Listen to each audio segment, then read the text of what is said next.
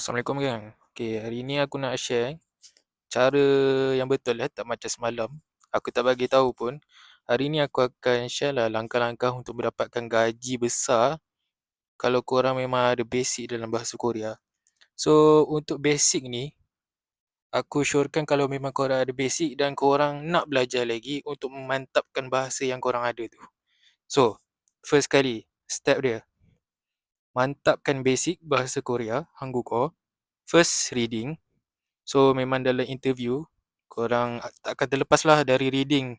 Biasanya contoh untuk position content reviewer, dia orang akan suruh kau baca. Lepas tu suruh korang translatekan setiap perkataan yang korang baca tu ke dalam terma yang betul lah.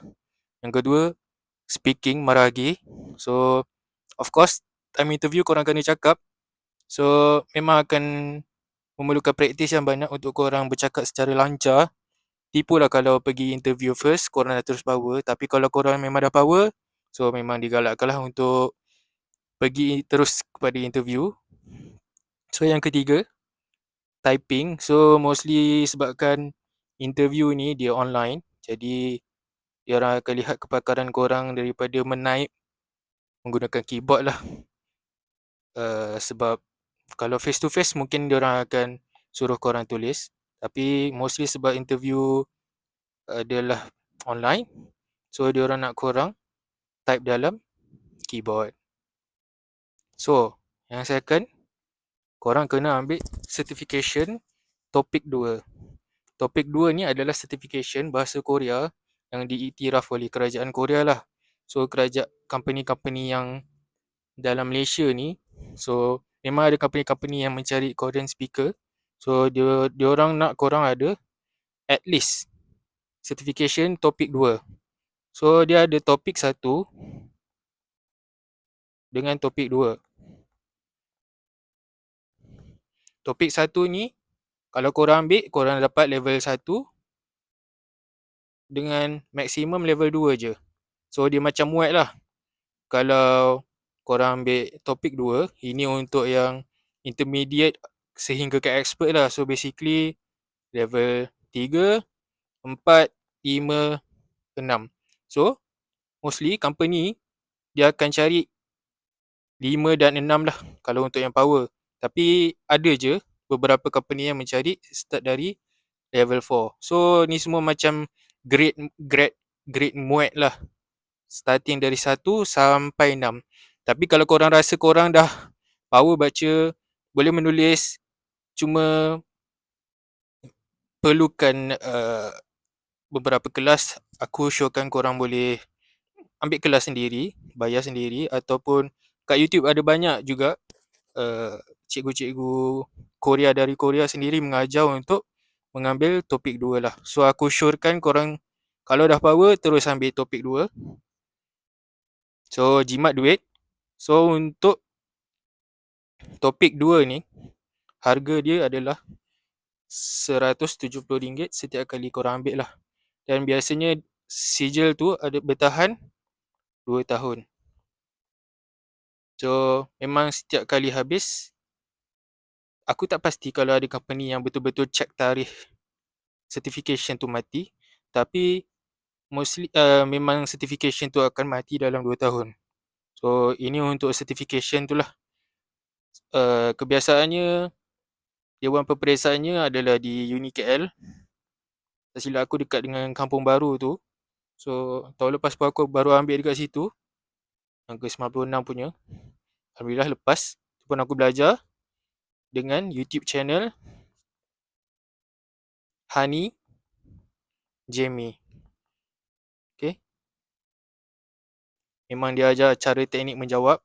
So better korang prepare kalau korang yakin nak ambil certification ni.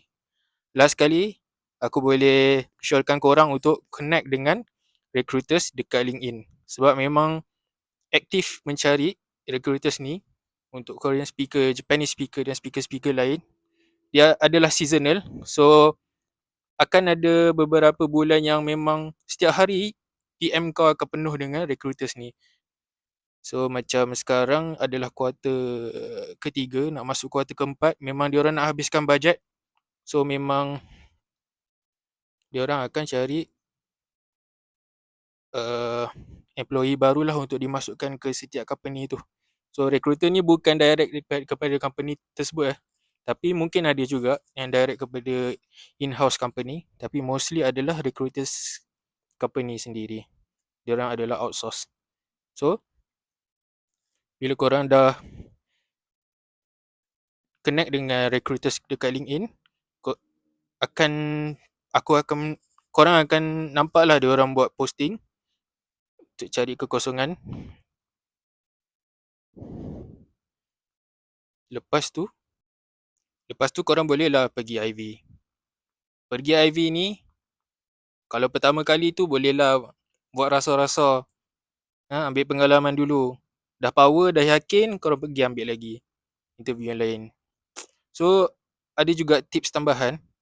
Mostly bidang yang diorang cari adalah dalam finance, content moderation,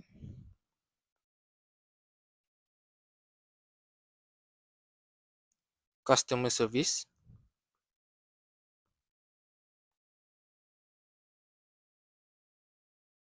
aku tak ingat apa lagi bidang yang ada, tapi kalau korang mostly finance, korang ada background customer service, memang inilah banyak kekosongan yang ada.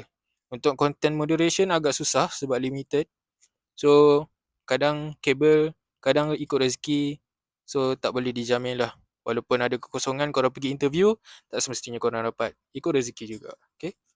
So ini je lah untuk video hari ini.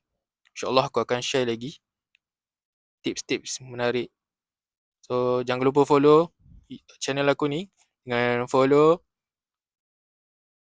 channel YouTube aku dekat bio. Link aku dah letak dekat situ. So semoga bermanfaat untuk korang semua. Assalamualaikum. Ciao.